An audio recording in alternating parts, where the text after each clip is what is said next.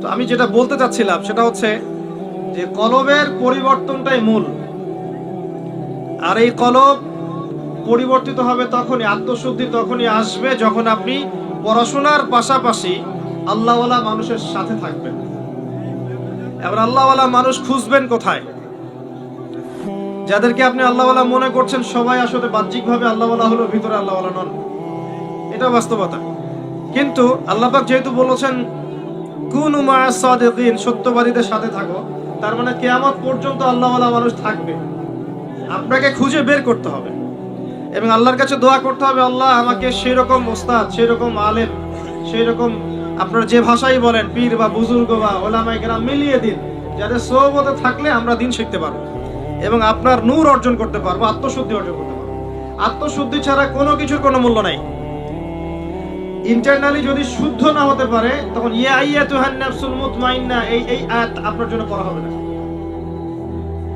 যখন কলব প্রশান্ত হবে তখন দেখবেন ওই প্রশান্ত আত্মাকে কবজ করার জন্য যখন মালাকুল মাউত আসবেন তখন এই আয়াত তাকে পড়ে শোনানো হবে, ইয়া আইয়াতুহান নাফসুল মুতমাইন্না। এর আগ পর্যন্ত না। আর যত দুনিয়াদার মানুষ তত কলব অস্থির। দুনিয়াদার মানুষের কলব কিন্তু অস্থির, টেনশন, দুশ্চিন্তা, দুর্ভাবনা, অস্থিরতা, একটা পাইলে আরেকটা পাওয়ার মোহ, এগুলো দিয়ে ভর্তি। যে দুনিয়ার পিছনে যত বেশি ছুটবে তার কলব তত বেশি কলুষিত হয়ে যাবে। মাদক খাবেন, কলব দূষিত হয়ে যাবে। জেনা করবেন, কলব দূষিত হয়ে যাবে। পর্নোগ্রাফি দেখবেন, কলব মরে যাবে। নামাজ আদায় করবেন না, কলব মরে যাবে। যত বেশি উল্টাপাল্টা গেম খেলবেন, কলব মরে যাবে। বেশি কথা বলবেন মানুষের সাথে, কলব মরে যাবে। বেশি জোরে জোরে হাসবেন, কলব মরে যাবে। বেশি খাবেন, কলব মরে যাবে। বেশি ঘুমাবেন, কলব মরে যাবে। এমনকি হালাল স্ত্রীর সাথে যদি বেশি বেশি সহবাস করেন তাও কলব মরে যাবে। কিছু হালাল কাজ আছে এগুলো করলেও কলব মরে যায়। ইবনুল কাইয়্যিম রাহিমাহুল্লাহ বলেছেন কিছু হালাল কাজ আছে যেগুলো করলেও কলবের মধ্যে প্রভাব পড়ে, কলব দুর্বল হয়ে পড়ে।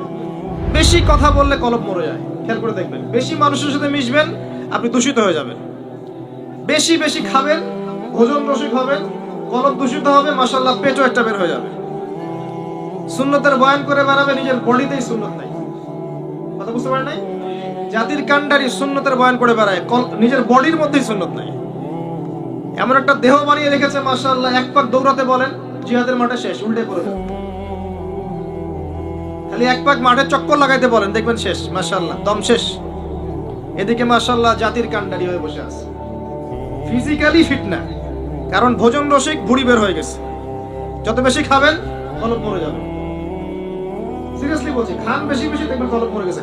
রমজান মাসে রোজা রাখেন না? রোজা রাখলে মনটা প্রশান্তি লাভ করে না? রোজা রেখেছেন, তারাবির নামাজ পড়ছেন, কোরআন তেলাওয়াত করছেন, জিকির করছেন, অন্তরে একটা শান্তি চলে আসে। এখন ইফতার করতে গিয়ে আপনি 20টা আইটেম নিয়ে বসেন, কলব মরে যাবে। ইফতার করার সময় 20টা আইটেম নিয়ে বসেন, 20টা আইটেম ভক ভক করে খান, দেখবেন যে আপনার ওই রোজার যে রুহানি ফ্লেভার নষ্ট হয়ে গেছে। সেহরিতে আপনি 10টা আইটেম করেন, দেখবেন আপনার কলবের যে নূর নষ্ট হয়ে গেছে। এটা খুব মারাত্মক। নবী সাল্লাল্লাহু আলাইহি ওয়াসাল্লাম বলেছেন, খেতেই যদি হয় পেটটাকে 3 ভাগ করে খাও। আর এই সুন্নাহগুলো হাদিসের পাতায় আছে, বাস্তবতা আসলে এমন না। কিছু কিছু বিষয় আছে কোরআন হাদিসের পাতায় আছে, বাস্তবে নাই আর কি। যেমন গনিমতের মাল, বাস্তবে আপনি আর এখন পাচ্ছেন না। যেমন একাধিক বিয়ে, কোরআন হাদিসে আছে, বাস্তবে দেখতে পারবেন না, খুব কম। কেউ করলে পরে দেখবেন সমাজের মানুষ আবার বাঁকা চোখে দেখবে, চরিত্র খারাপ। একটা নিয়ে আপনি আবার 10টার সাথে খরচ নষ্টি করলে কোনো সমস্যা নেই। আবার বিয়ে না করেও 10টার সাথে খরচ নষ্টি করলে কোনো সমস্যা নেই। মানে বাস্তবতা আর কোরআন হাদিস পুরো ডিফারেন্ট। দেখবেন খাওয়ার সুন্নাত কোরআন হাদিসে আছে, বাস্তবে পাবেন না। খুব কম মানুষের মধ্যে আছে, এবং যাদের কাছে আছে তারা কিন্তু এই আপনি পাবলিকলি আপনি তাদেরকে পাবেন না। তারা এইসব অনলাইনে আসে না। আল্লাহ বলা যে মানুষগুলো আছেন আনাচে কানাচে ছড়িয়ে আছেন, যাদেরকে আমরা চিনিও না, হয়তো অনেকে নামও জানি না, তারা কখন এভাবে পাবলিকলি আসেন না। তারা সেলিব্রিটি নয়, তারা পরকালের সেলিব্রিটি। আর পরকালের সেলিব্রিটি আসল সেলিব্রিটি। দুনিয়ার সেলিব্রিটি হিসেবে কোনো দাম নাই। তাই দুনিয়ার এই বিষয়গুলো নিয়ে এত বেশি মত্ত হবেন না। আমি একটা কথা বলতে গিয়ে এতগুলো কথা চলে আসলাম। আত্মশুদ্ধির পথে এগুলো অন্তরায়, এগুলো বাধা। আত্মশুদ্ধিও আসবে কখন? পড়বেন বেশি বেশি, কোরআন তেলাওয়াত বেশি বেশি করবেন, আল্লাহর জিকির বাড়িয়ে দেন, দিন রাত আল্লাহর জিকির বাড়িয়ে দেন। সুবহানাল্লাহ পড়তে থাকেন, হাঁটতে হাঁটতে আলহামদুলিল্লাহ পড়তে থাকেন, আল্লাহু আকবার পড়তে থাকেন, লা হাওলা ওয়ালা কুওয়াতা ইল্লা বিল্লাহ পড়তে থাকেন, আস্তাগফিরুল্লাহ ওয়া আতুবু ইলাইহি পড়তে থাকেন, সুবহানাল্লাহি ওয়া বিহামদিহি সুবহানাল্লাহিল আযীম পড়তে থাকেন, দরুদ শরীফ পড়তে থাকেন, আল্লাহর জিকির বাড়িয়ে দেন। যত বেশি আল্লাহর জিকির করবেন মন প্রশান্ত হবে ইনশাআল্লাহ। আপনি আল্লাহকে ফিল করতে পারবেন যে আল্লাহ আপনার কলবে, মানে কি আল্লাহ পাক সরাসরি কলবের ভিতরে, আল্লাহর সাথে আপনার হৃদয়ের সম্পর্ক স্থাপন হবে ইনশাআল্লাহ। আল্লাহ নূর আপনার কলবে আসবে ইনশাআল্লাহ। আল্লাহর জিকির বাড়িয়ে দেন এবং একই সাথে আল্লাহর কাছে দোয়া করা বাড়িয়ে দেন। প্রত্যেক পদে পদে আল্লাহর কাছে দোয়া করেন। এমনকি জুতার ফিতাও যদি ছিঁড়ে যায়, আল্লাহকে হাত তুলে বলেন, আল্লাহ আমার জুতার ফিতা ছিঁড়ে গেছে, আপনি জুতার ফিতার ব্যবস্থা করেন। এভাবে আল্লাহকে পান, এভাবে আল্লাহর সাথে সম্পর্ক করেন। কিছু বলে হুজুর ডাকতে হবে কেন? আপনার বাবা মারা গেছেন, হুজুর ডেকে কি দোয়া করবে? আপনার বাবার মৃত্যুর শোক কি আমি বুঝতে পারবো? আপনি বুঝবেন, আপনি দোয়া করেন। হ্যাঁ, দোয়া চাইতে পারেন, আপনি দোয়া করা কোনো খারাপ কিছু না, কিন্তু আপনাকে ফিল করতে হবে আল্লাহ কি জিনিস। আল্লাহর কাছে আল্লাহকে পাওয়ার যে পথ ও পদ্ধতি, এখানে আপনাকে ফিল করতে হবে কাজগুলো কেমন হবে। তো এগুলো করলে আপনার কলবে আল্লাহর নূর আসবে ইনশাআল্লাহ। আরো বেশি বেশি বেশি কবর জিয়ারত করতে পারেন, কলবে নূর আসবে। কারণ কবর জিয়ারত করলে পরকালকে স্মরণ হয়, এবং পরকালকে যার বেশি স্মরণ হবে তার কলবটা, মনটা নরম থাকবে। একই সাথে আল্লাহর পথে সফর করতে পারেন। আল্লাহর পথে যত সফর করবেন, আল্লাহ নিদর্শনগুলো দেখবেন, আল্লাহর তাওহীদ চিনতে পারবেন। আল্লাহ পাক সফর করতে বলেছেন, সূরা হজের মধ্যে আছে, সফর করলে তোমার মৃত কলব জীবিত হবে, এটা বলা আছে। সফর করলে মৃত কলব জীবিত হবে। বেশি বেশি দরুদ শরীফ বাড়িয়ে দেন, আর দান সদাকা বাড়ান।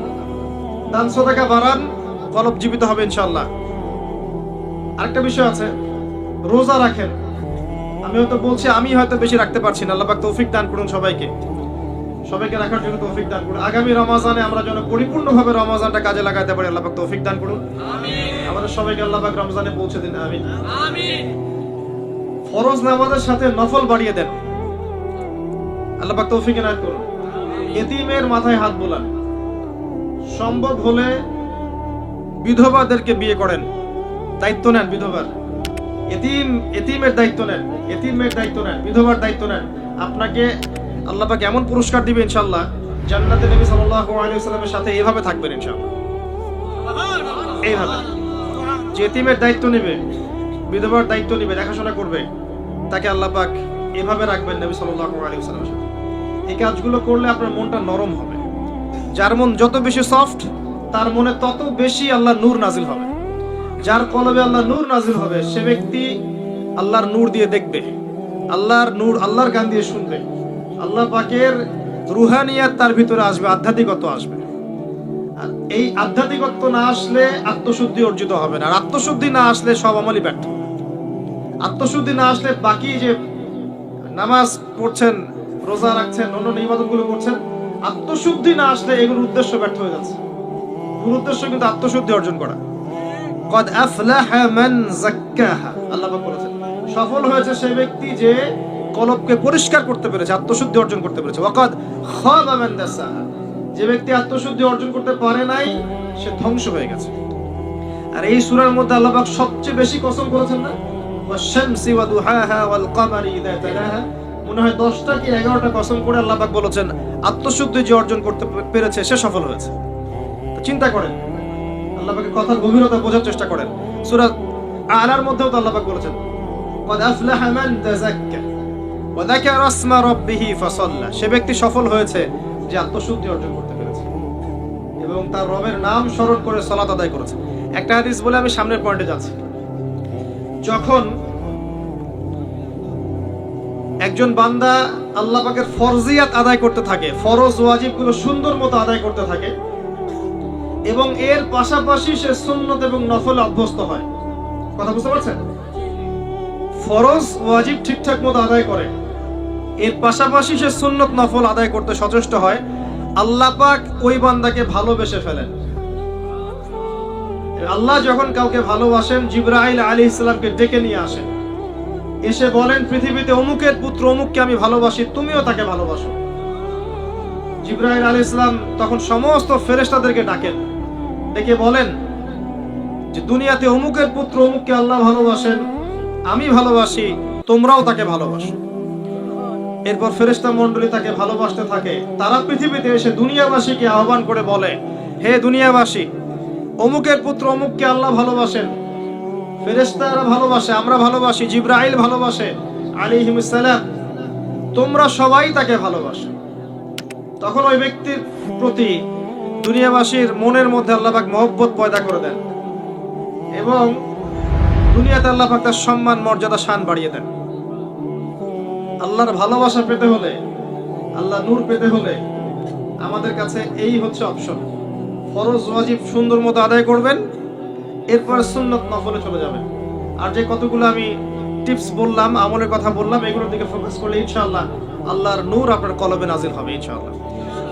আপনি তখন শেষ জামানার খিজির হয়ে যাবেন, খিদর আলাইহিস সালাম, যার কাছে বাহ্যিক জ্ঞানের পাশাপাশি আধ্যাত্মিক জ্ঞান ছিল। এই জন্য তিনি বুঝতে পারছেন যে এই নৌকা ফুটা না করলে জলদস্যু নিয়ে যাবে, যেটা মুসা আলাইহিস সালাম বুঝতে পারছেন না। কথা বুঝতে পারছেন আমার? এই জন্য বালককে হত্যা করছেন যে এই বালক বড় হলে অনেক বড় কাফের হবে, আমাদের নাস্তিক প্রজন্মের মতো।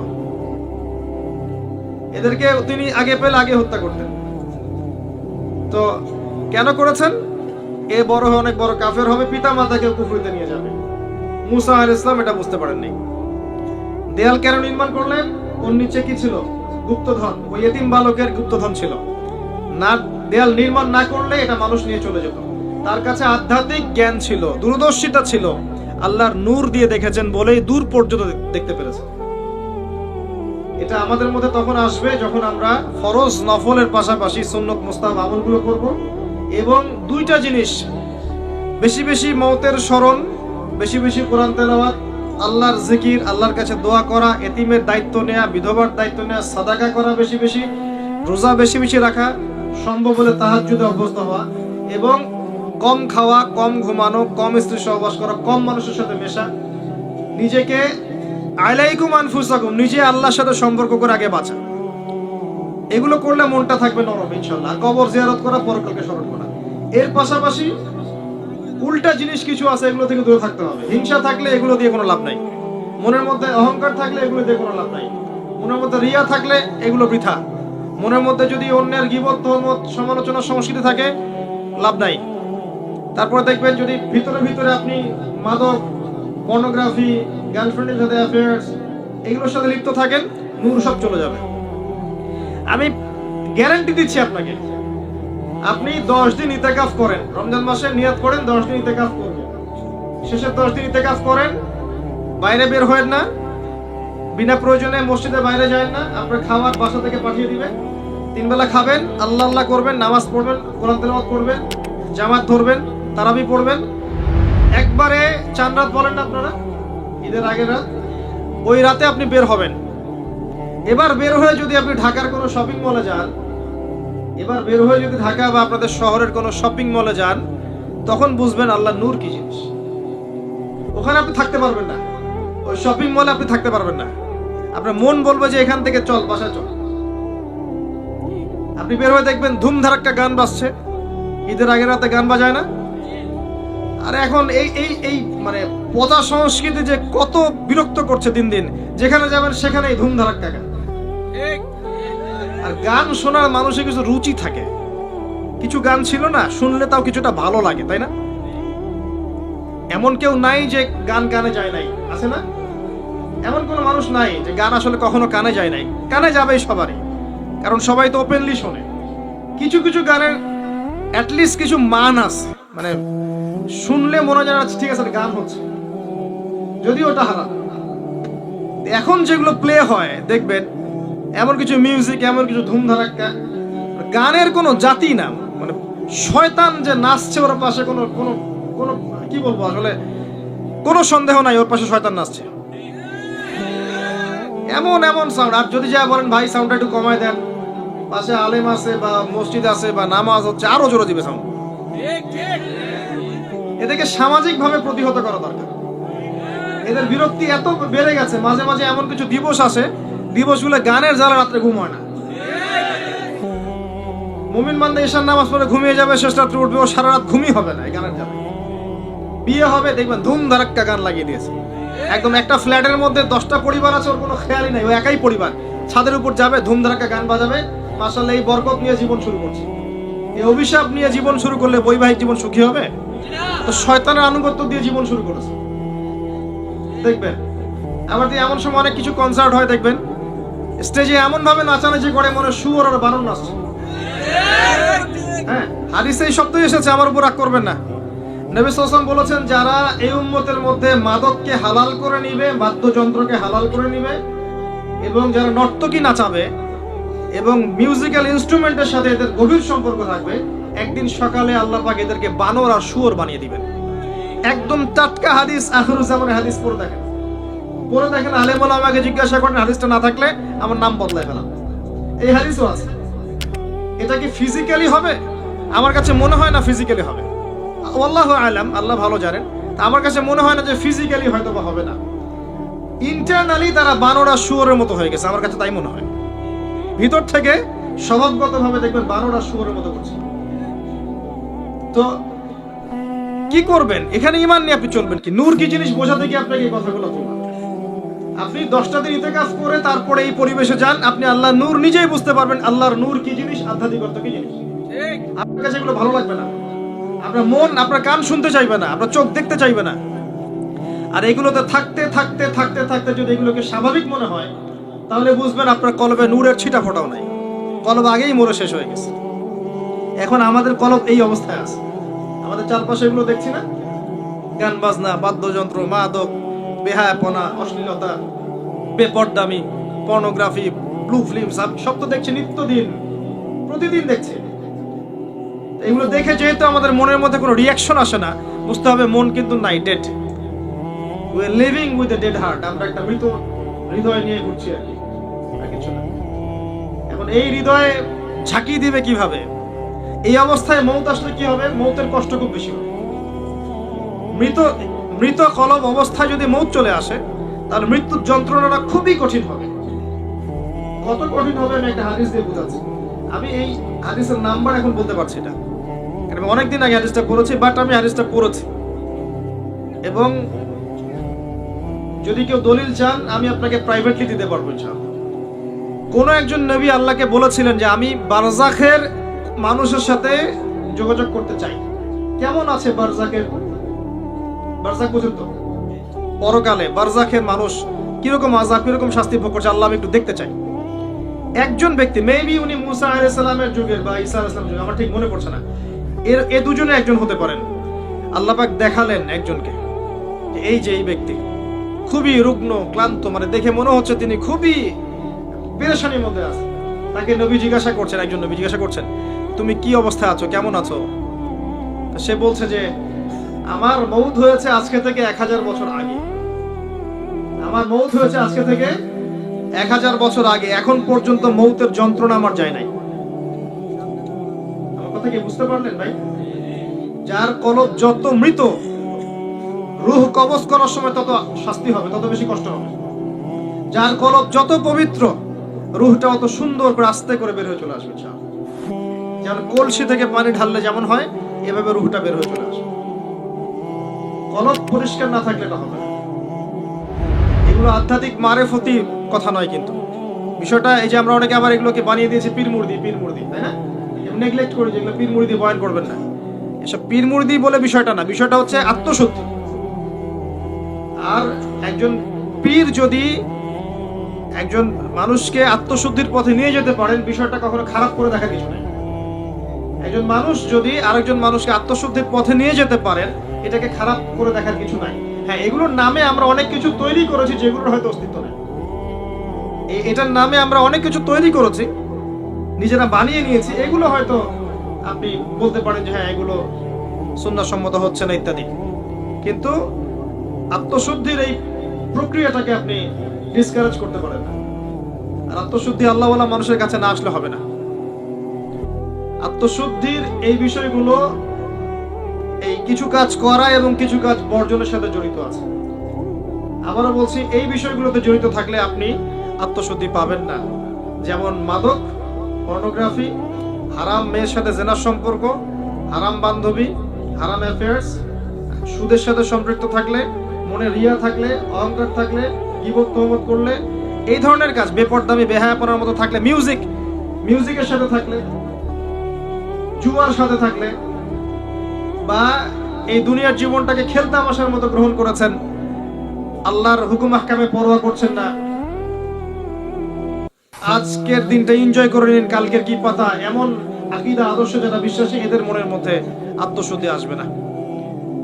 আল্লাহ পাক আমাদের সবার কলবগুলোকে পরিষ্কার করুন, পরিপূর্ণরূপে আত্মশুদ্ধি অর্জন করার তৌফিক দান করুন, এবং যে কাজগুলো করলে আল্লাহ পাক আমাদের কলবে আল্লাহ নূর দান করবেন, সেগুলো বেশি বেশি করার তৌফিক আল্লাহ পাক দান করুন। আমিন। একটা এক্সাম্পল দেই, অন্য জায়গায় যাচ্ছে, দেখেন ইবলিস কি কম জ্ঞানী ছিল? সে কি কম ইবাদত করেছে আল্লাহ? ইবাদতের ক্ষেত্রে, জ্ঞানের ক্ষেত্রে সে তো অতুলনীয় হয়ে আছে। প্রচুর ইবাদত করেছে, প্রচুর জ্ঞানী। এই মহাবিশ্ব সম্পর্কেও জ্ঞান আছে না তার? প্রচুর জ্ঞান আছে। কি কারণে সে চিরস্থায়ী জাহান্নামী হলো? একটা আদেশ লঙ্ঘন করেছে, এই তো একটা আদেশ তো আদম আলাইহিস সালামও লঙ্ঘন করেছে। তাকে বলা হয়েছে গাছের কাছে যেও না, আমাদের পিতা ভুল করে গাছের কাছে চলে গেছে। এটাও তো একটা অন্যায়, তাই নাকি? এটা তো আল্লাহর আদেশকে লঙ্ঘন করা হলো। আদম আলাইহিস সালাম তওবা করে ফিরে এসেছেন, বলেছেন রব্বানা যালামনা আনফুসানা ওয়া ইল্লাম তাগফির লানা ওয়া তারহামনা লানাকুনান্না মিনাল খাসিরিন। এটা আদম সন্তানের স্বভাব, ভুল করবে তওবা করে ফিরে আসবে। কিন্তু ইবলিস সে তওবা করে ফিরে আসেনি, বরং আবা ওয়াস্তাকবারা, সে অবাধ্য হয়েছে, অহংকার করেছে। খালাকতানি মিন নার ওয়া খালাকতাহু মিন তিন। এই যে অন্যকে ছোট করা, তুচ্ছ করা, আল্লাহর আদেশকে অস্বীকার করা, অহংকার করা, এই অহংকারের কারণে তার সমস্ত ইলম এবং আমল সব ধ্বংস হয়ে গেছে। এখন যদি আমরা অনেক ইলম আমল করি, মনে অহংকার থাকে, আত্মশুদ্ধি অর্জন হবে? আত্মশুদ্ধি সবচেয়ে ইম্পর্টেন্ট জিনিস। আমি একটা বই সাজেস্ট করছি, বইটা আমি পড়ছি, কিন্তু আমার পড়ার পরে আমার আসলে পিপাসা মেটেনি এখনো। এই টপিকের আরো বেশ কিছু বই আমি সংগ্রহ করার চেষ্টা করছি, ইনশাআল্লাহ তাআলা। আগামীতে আমি এই টপিকে, শুধু এই টপিকেই আলাদা স্বতন্ত্র একটা লেকচার দিব ইনশাআল্লাহ। আল্লামা তাকি উসমানী হাফিজাহুল্লাহ, তার একটা বই আছে আত্মশুদ্ধি ও তাসাউফ। বইটা পড়েন। বইটা পড়লে আপনার কাছে মনে হবে যে বইটা আপনার জন্য লেখা হয়েছে। বইটা পড়ছিলাম আর মনে হচ্ছিল যে বইটা আমার জন্যই লেখা হয়েছে। মনে হয় বইটার প্রতিটা ওয়ার্ড আমাকেই বলা হচ্ছে। মন দিয়ে পড়েন আর পড়াশোনার অভ্যাস করেন। একদিন লেকচার শুনলেন 1 ঘন্টা 1.5 ঘন্টা, এটা আপনার জীবন পরিবর্তনের জন্য যথেষ্ট নাও হতে পারে। হ্যাঁ, যদি আল্লাহওয়ালা তেমন মানুষ হন হয়তো বা হবে। আমাদের মতো মানুষের লেকচারে 1 ঘন্টা 1.5 ঘন্টা লেকচার শুনেও আপনার জীবন পরিবর্তন না হওয়ার সম্ভাবনাই বেশি। কথা তাসির হয় তখনই যখন বক্তার মধ্যে ইখলাস থাকে, দ্বীনের প্রতি মহব্বত থাকে, আল্লাহর দ্বীন, আল্লাহর জমিনে প্রতিষ্ঠার মানসিক চেষ্টা থাকে, মনের দরদ থাকে। जो बात दिल से निकलती है दिल पे असर करती है, এটা কথা আছে না? যে কথাগুলো দিল থেকে বের হয় সেগুলো মানুষের দিলের মধ্যে কি হয়? আসার করে। তো এখন এরকম মানুষের সংখ্যাই বা কত? আর আমরা যে জ্ঞান এবং আমল করি তাতে বুঝতেই পারছি যে আমাদের দ্বারা কি হতে পারে। তারপরেও আলহামদুলিল্লাহ কিছু মানুষের উপকার হচ্ছে, এটাই আলহামদুলিল্লাহ। তবে আমরা যথেষ্ট নই। আমরা আল্লাহর কাছে দোয়া করি আল্লাহ পাক এমন মানুষদেরকে এইসব চেয়ারে নিয়ে আসুন যাদের কথায় পুরো সমাজ পরিবর্তন হবে ইনশাআল্লাহ। এবং আল্লাহ পাক আমাদের সন্তানদেরকে যেন ওইভাবে বড় করার তৌফিক দান করেন, আমিন। প্রথম কথা বলছি, দেখেন আত্মশুদ্ধি, মনের নিয়াত, ইখলাস, এটা সবচেয়ে ইম্পর্টেন্ট জিনিস। এটা ছিল না বলেই ওই 3 ব্যক্তি কোথায় গেছে? জাহান্নামে। শহীদ হয়েছে জাহান্নামে, দান করেছে জাহান্নামে, আলেম হয়েছে জাহান্নামে। এটা সেই হাদিস যেটা বর্ণনা করতে আবু হুরায়রা রাদিয়াল্লাহু আনহু অজ্ঞান হয়ে পড়ে যেতেন। প্রথম যেটা সমস্যা ছিল, এদিকে মনোযোগ দেন, আমরা শেষ করে দেব, গুছিয়ে নেব। প্রথম সমস্যাটা কি বলেছিলাম? শিরক। এই শিরকটা প্রত্যেকটা সেক্টরে আছে না? ব্যক্তি, পরিবার, সমাজ, রাষ্ট্রে আছে না? একই সুন্নাহ। ওই যে আইয়ামে জাহিলিয়াতের শিরক এখনকার বিশ্বে আছে না? আছে। তাহলে এখনকার বিশ্বেও কি কিছু তাওহীদপন্থী মানুষের প্রয়োজন আছে না? আছে। দ্বিতীয় সমস্যা সুদ। ওই সমস্যাটা এখনকার বিশ্বে নাই? এখনকার ব্যক্তি জীবনে দেখেন সুদ খায় না? পরিবার সুদখোর না? সমাজে সুদের কারবার নাই? সুদী এনজিওর সয়লাভ আছে না? আছে না? ছোট্ট ছোট্ট গ্রাম বাদ পড়েছে সুদ থেকে? টপ টু বটম কোনো গ্রাম বাদ পড়েছে? পড়ে নাই। বৈশ্বিক ক্ষেত্রে সুদী ব্যাংকিং সিস্টেম নাই, এবং এগুলোর সাথে আমরা জড়িত নই কি?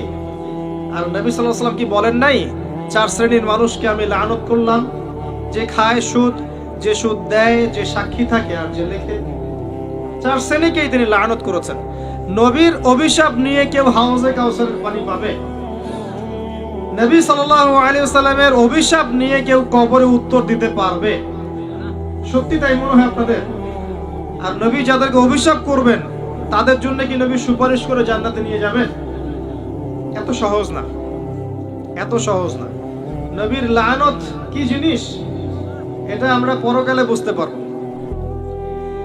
আমল করেছে, আমল শোনেন, আমল করেছে, অনেক নেক আমল করেছে, কিন্তু আমলগুলোর মধ্যে বেদাত ছিল। কি ছিল? মানে সুন্নতকে পরিবর্তন করে নতুন আমল দিয়ে প্রতিস্থাপন করেছে, কিন্তু আমল করেছে। এই বেদাতিরা যখন হাউজে কাউসারের পানি খেতে যাবে, একটা পর্দা পড়ে যাবে, আর নবী সাল্লাল্লাহু আলাইহি ওয়াসাল্লামকে বলা হবে, নবীজি বলবেন যে ইন্নাহুম মিন্নি, তারা তো আমার উম্মত, কেন পর্দা পড়ে গেল? তাকে বলা হবে ইন্নাকা লা তাদরি মা আহদাসা বা'দাক, হে নবী আপনি জানেন না আপনার মৃত্যুর পর এরা আপনার দিনকে কেমন করে বিকৃত করেছে। তখন নবীজি বলবেন সুহকান সুহকান লিমান গায়্যারা বা'দি, দূর হও দূর হও যারা আমার পরে দিনকে পরিবর্তন করেছে, বেদাত করেছে। এটা বেদাতির শাস্তি, তাকে দূর করে দেয়া হলো। যে আমল করেছে, সারা জীবন আমল করেছে, হালাল খেয়ে আমল করেছে, কিন্তু বেদাত করেছে, তাকে তাড়িয়ে দেয়া হলো। আর যে সুদ খাচ্ছে তাকে কি করা হবে? ভাবেন, একজন মানুষ যদি, আমার কথা শোনেন, একজন মানুষ যদি তার মায়ের সাথে জেনা করে, আপনি কি করবেন তাকে? মনে করেন কালকে উঠে দেখলেন আপনার এই গ্রামে 10 জন মানুষ পাওয়া গেছে, আজকে রাত্রে নাউজুবিল্লাহ তারা মায়ের সাথে, কথাটা বলতে আমার খারাপ লাগছে, তারা মায়ের সাথে খারাপ কাজ করেছে আজকের রাতে, কালকে সকালে এই 10 জনের যদি দোষ প্রকাশ হয়, আপনি কি করবেন? কি করবেন? ফুলের মালা দিবেন? তো সুন্দর চেয়ার দিবেন না বড় বড় অফিস করে দিবেন? কোটটাই পরিয়ে বসিয়ে দিবেন? সুদের মধ্য দিয়ে আমরা তাই করছি। নবী সাল্লাল্লাহু আলাইহি ওয়াসাল্লাম বলেছেন 73টা পাপের শাখা আছে, তার সবচেয়ে নিম্ন শাখা কি? আপনারা বলেন না, হাদিসটা তো আপনারা জানেন, বলেন সবচেয়ে নিম্ন শাখা কি? নিজের মায়ের সাথে। আর কোন ব্যক্তি যদি এই কাজটা করে, আপনি তাকে কিভাবে দেখবেন? একজন ব্যক্তি যদি একাধিক বিয়ে করে, তাকেই তো দেখতে পারেন না। একজন ব্যক্তি যদি ধর্ষণ করে, তো ধর্ষকের শাস্তি আছে না? ধর্ষককে কি সমাজের মানুষ ভালো চোখে থাকে? ঘৃণা করে। এমনকি দেখা যায় যে মাজলুম মেয়েটার উপর অত্যাচার করা হয়েছে, ওরই তো সারা জীবন বিয়ে হয় না, এমন হয় না? কত বড় ফলাফল সমাজে বয়ে নিয়ে আসে, তাই না? এখন একজন ব্যক্তি যদি মায়ের সাথে জিনা করে, আপনি তাকে কি করতে চাইবেন? নবীজি বলেছেন সাল্লাল্লাহু আলাইহি ওয়াসাল্লাম, আপনার নবী, আপনারই নবী, যাকে কবরে দেখানো হবে আপনাকে, তিনি বলেছেন যে এর 73টা পাপ আছে রিবার, তার সবচেয়ে নিচের পাপ হচ্ছে নিজের মাকে বিয়ে করা। নবীর সাথে ডিল করেন, এখন আমার সাথে প্লিজ রাগ হবেন না। কিয়ামতের মাঠের জন্য অপেক্ষা করেন, আল্লাহর নবীর সাথে আপনার সাক্ষাৎ হবে, সেদিন তাকে জিজ্ঞাসা করবেন কেন আপনি হাদিস বলে গিয়েছিলেন? আপনি সমাজকে পিছিয়ে দিয়েছেন, অর্থনীতিকে পিছিয়ে দিয়েছেন, এই হাদিস কেন বলতে গেলেন? এটাই তো অর্থনীতির সমৃদ্ধির একমাত্র পদ্ধতি, তাই না? রিবা, এই হচ্ছে রিবা। আর সবচেয়ে উঁচু শাখাটা কি তাহলে?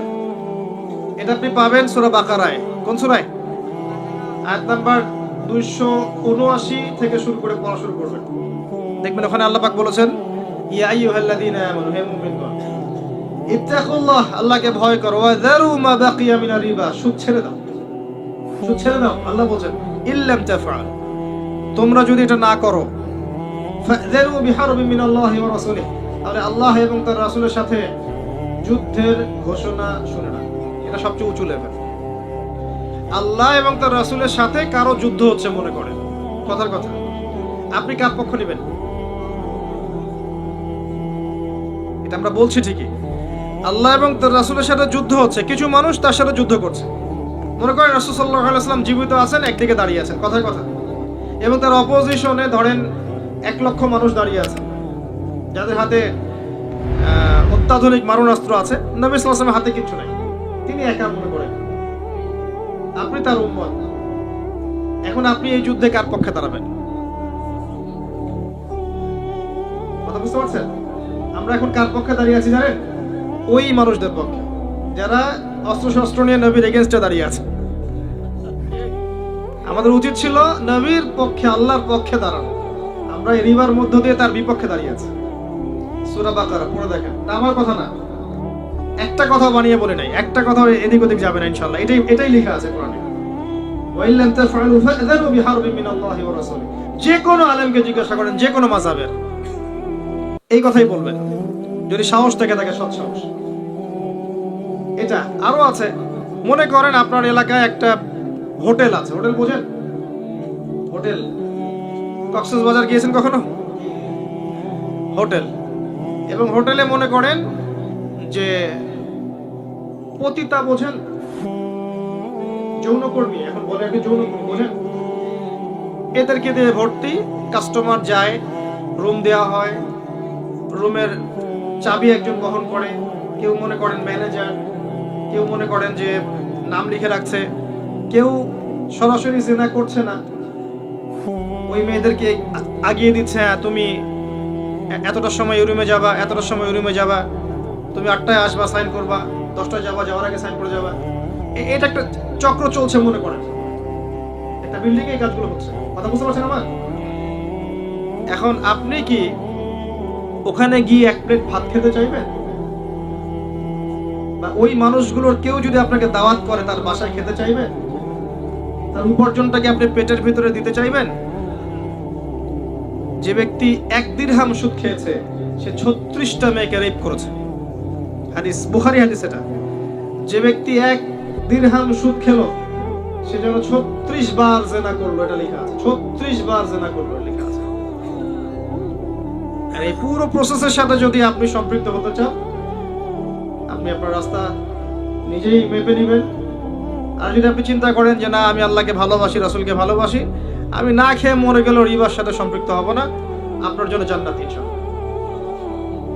এমন অনেক মানুষ আছে। গতকালকে আমাকে আমার পরিবারের একজন বলছে যে আমার একজন ছাত্রী আছেন, এই ছাত্রী আমার না, মানে আমার ওয়াইফের, আমার একজন ছাত্রী আছে, আমার কোর্স করে, সে আমাকে একটা মেসেজ দিয়েছে। কি মেসেজ? যে তার হাজবেন্ড ব্যাংক জব করতো এবং সে মাশাআল্লাহ 80 থেকে 1 লাখ টাকা বেতন পেত। তোমার লেকচার শুনে সে চাকরি ছেড়ে দিয়েছে, এবং চাকরি ছেড়ে দিয়ে তারা 2 জন মিলে, স্বামী স্ত্রী মিলে একটা চায়ের স্টল দিয়েছে, টি স্টল, বুঝেন? এবং আমাদের মতো রাস্তাঘাটে টি স্টল না, ভালো মানের টি স্টল, কফি শপ টাইপের টি স্টল দিয়েছে।